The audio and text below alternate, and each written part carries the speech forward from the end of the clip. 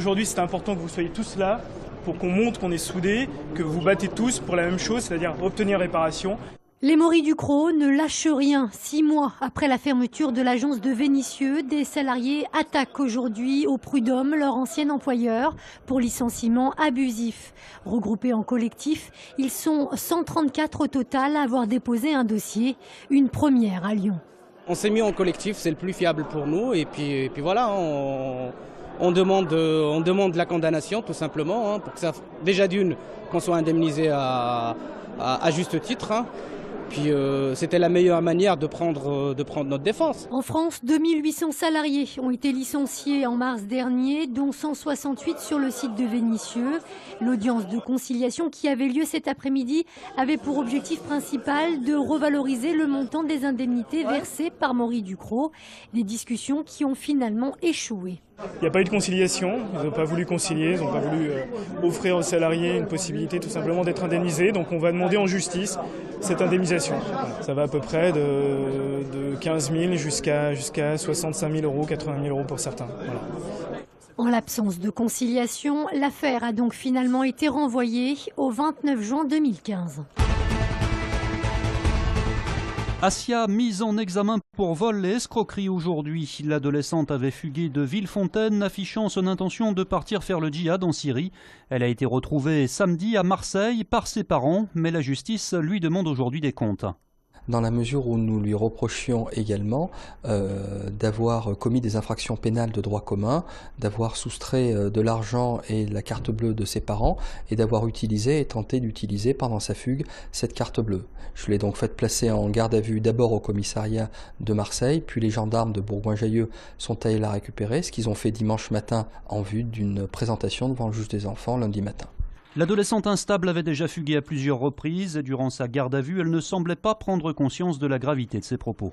Elle nous indique qu'on a pu lui monter la tête, notamment par rapport au djihad, mais de notre côté, elle n'exprime aucun regret, aucun remords.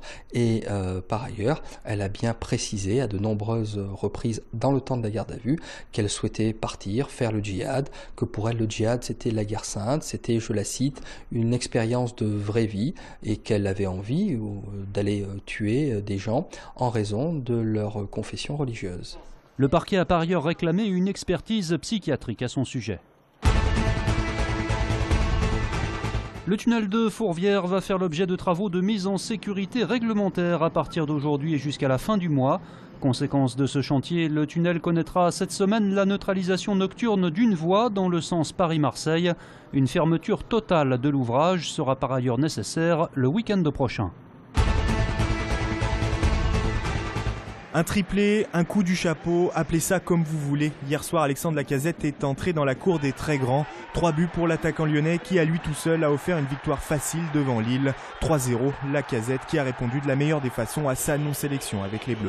On rentre dans la sphère où pas beaucoup d'attaquants lyonnais l'ont fait. Donc forcément, c'était un objectif que je voulais déjà réaliser la saison passée et que j'ai pas pu. Il a eu la bonne réponse par rapport sans doute à la petite frustration qu'il avait de ne pas être appelé pour ce rassemblement. Ce Lille qu'on disait solide avant la rencontre n'aura finalement pas tenu bien longtemps devant les assauts répétés de l'attaque lyonnaise. Gourcuff, pour la première fois titulaire cette saison et passeur décisif sur ce coup franc, retrouve une vie normale de footballeur de haut niveau. Il s'est même arrêté devant la presse à l'issue du match, une première là aussi. Dans les courses, ça progresse bien à chaque match que je dispute. Je sens que c'est plus facile au niveau des courses. Dans le pressing aussi, le coach m'avait demandé de faire beaucoup de pressing, donc dans le pressing, j'ai senti que j'arrivais à récupérer des ballons. Avec cette victoire, l'Olympique lyonnais grimpe à la 6e place de Ligue 1 et a maintenant 15 jours pour préparer le déplacement à Montpellier. Montpellier où l'an passé, l'OL avait connu une des pires défaites de son histoire, humilié 5-1.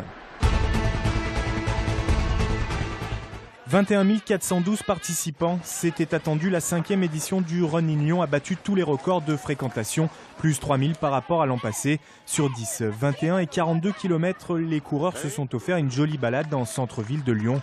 A noter que sur le marathon, c'est le Kényan Martin Kosgei qui s'est imposé en 2h11 et 55 secondes. Sous les yeux du président Tony Parker, l'Asvel a fait bonne impression samedi soir. La Green Team s'est en effet imposée 67-56 face à Cholet. Les Verts ont maîtrisé leur match grâce notamment à Amani Vince, auteur de 26 points à l'Astrobal. Une satisfaction donc pour le staff, mais certains points doivent encore être corrigés. L'idée était bonne, la façon de le réaliser était moins bonne. Voilà, on y a perdu pas mal de ballons, on a été trop lent dans les options, on a beaucoup d'informations à traiter, donc ça nous paralyse, on ne joue pas.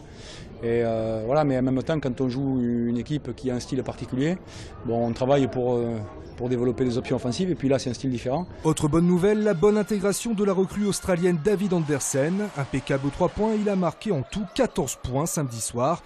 L'attaque est là, reste encore à bien récupérer. Favoris, les Villeurbanais seront en effet attendus à chaque rencontre. Ça va être le cas, je pense, tous les week-ends, notamment à l'extérieur. Donc à nous de rester prêts tout simplement. Mais c'est pas plus mal, comme ça après on n'a pas besoin de plus pour être motivé. Hein. Forcément, quand on peut avoir une motivation en plus, bah, c'est bon à prendre pour un sportif de haut niveau. Prochain challenge demain soir en coupe face à Monaco. Et pour tout savoir de l'actualité de l'Asvel, ne manquez pas Asvel Time ce soir à 19h sur TLM.